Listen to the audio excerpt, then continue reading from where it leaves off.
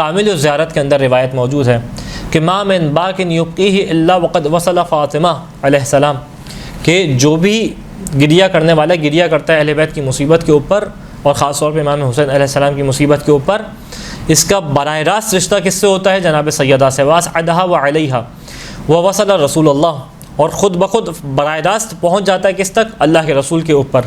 وعد حقنا، امام صادق علیہ السلام بیان کر رہے ہیں کہ یہ ہمارے حق کو ادا کر دیتا ہے۔ پھر بیان کیا وما من عبد یحشر الا وعیناہ باقیۃ الا الباقین علی جد الحسین علیہ السلام، کہ جب خداوند متعال لوگوں کو محشور کرے گا، ان کی قبروں سے اٹھائے گا، تو تمام آنکھیں گریہ کر رہی ہوں گی سوائے کہ اس آنکھ کے، اس آنکھ کی جو ہمارے جد حسین علیہ السلام کے اوپر گریہ کرنے والی تھی۔ یعنی جو دنیا میں امام حسین کے اوپر گریہ کرے گا، اس کے اوپر لطف الہی یہ ہوگا، کرم الہی یہ ہوگا کہ وہ اس دن جس دن تمام آنکھیں گریہ کر رہی ہوں گی، یہ گریہ نہیں کرے گا۔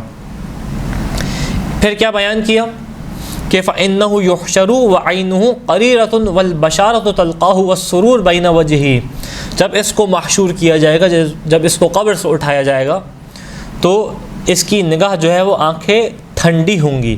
یعنی کیا مطلب؟ یہ ان مناظر کو دیکھ رہا ہوگا جو اس کے لیے سرور کا سبب ہوں گے، جو اس کے لیے اچھائی کا سبب ہوں گے۔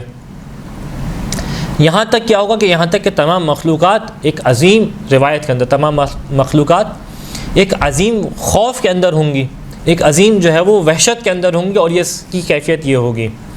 یہاں تک کہ روایت بیان کرتی ہے کہ جب جو ہے وہ یہ ان کو خدا محشور کرے گا، وَحُمْ حَدَّاثُ الْحُسَيْن تحت العرش، یہ خدا کے عرش کے نیچے اس موقع پہ بھی محشور ہونے کے بعد امام حسین کا ذکر کر رہے ہوں گے۔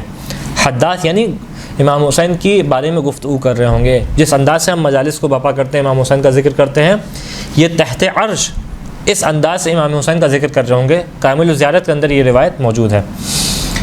وفی ظل العرش، اور عرش کے سائے تلے امام حسین کا ذکر کر رہے ہوں گے۔ ولا یخافون السوء یوم الحساب، اور انہیں حساب کتاب کی کوئی فکر نہیں ہوگی، انہیں صرف کس بات کی فکر ہوگی کہ آقا حسین کا ذکر ہوتا رہے۔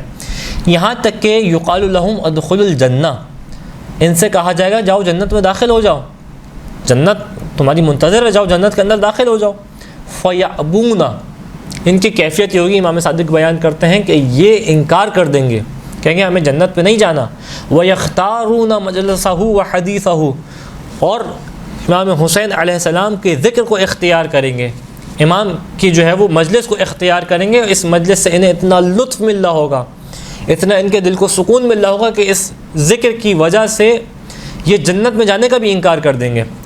وَإِنَّ الْحُورَ لَتُرْسَلَ عَلَيْهِمْ، یہاں تک خداوند متعال ان کی جانب حور عین کو بھیجے گا، اور حور آ کے ان سے کہے گی کہ اِنَّا قَدْ اشتقناکم، کہ ہم تمہارے منتظر ہیں، مع الولدان المقلدین، جنت میں ولدان کے ساتھ ہم تمہارے منتظر ہیں۔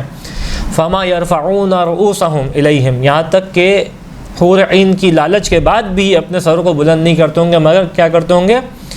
لما يرون فی مجلسہم من السرور والکرامہ، کہ جب وہ عرش کے نیچے ذکر حسین کی کرامت کو دیکھ رہے ہوں گے، ذکر حسین کی ایک دلوں میں خوشی کو دیکھ رہے ہوں گے، یعنی اس سے ان کے دلوں میں ایک سرور کی کیفیت پیدا ہو رہی ہوگی، اس کے سبب سے یہ جنت میں جانے سے بھی انکار کر دیں گے، یہاں تک حور عین کی جانب بھی توجہ نہیں کریں گے، صرف کس جانب توجہ کریں گے کہ آقا حسین کا ذکر ہو رہا ہے۔